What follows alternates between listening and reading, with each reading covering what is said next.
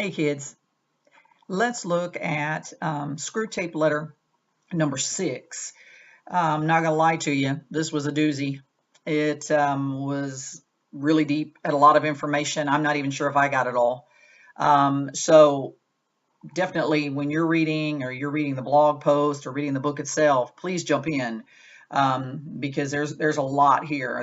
There's always been a lot here in this book, but this one in particular I thought was pretty deep stuff. Good stuff, but deep. Um, in this one, Screwtape is addressing anxiety, human anxiety. Now, that's a topic, and we could go on and on for days on that.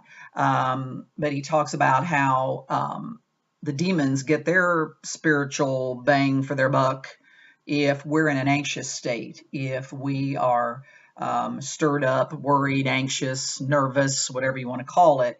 I'm going to quote him here. He says to Wormwood, he says, "There's nothing like suspense and anxiety for barricading a human's mind against the enemy or against God." Remember, God is their enemy. All I can say about that is, ain't that the truth? So I thought it was profound too, though, when Lewis, the writer, pointed out that when it comes to anxiety, God wants us to be concerned with what we do, which I interpret to mean the real, the tangible problems in life, the things we can do something about, which is the opposite really of anxiety, because the definition of anxiety is worried about something uncertain. You don't even really know what exactly you're worried about. And so I think for us to be in that anxious state, we're all over the place. We're not really doing any good to anybody. Our efforts and our worries and all of that are taking us nowhere. God wants us to stay focused more so on what we can do, something tangible, something real.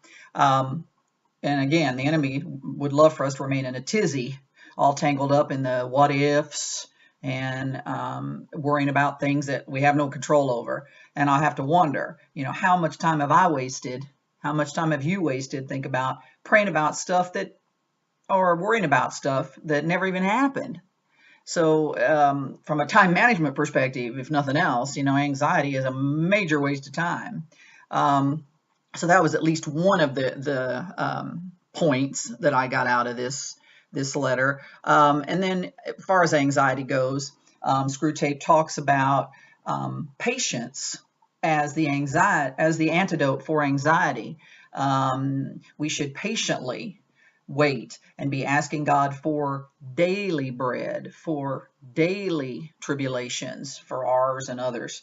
And I think the operative word there is daily, not about what might befall us tomorrow, next week, next year. Goes back to, again, the real, the tangible, the here and the now. And I think that's where our head should be, and that's where we should be focusing our prayers and our thoughts. There's also a reminder in the letter of an insight that was first actually captured in letter 4 that says our prayers are weakened when we lose sight of who God is because we get too wrapped up, trapped in what we feel. So that letter was a doozy. There's a lot there. I don't know that I recommend any particular letter to read at this point, but if you're going to read one, I'd say definitely this one, especially if anxiety is a thing for you. Definitely letter 6 has got a lot of good stuff in it. But again, I may have missed something or there's more to it. I'd love to hear from you. Let me know what you find. All right. See you soon.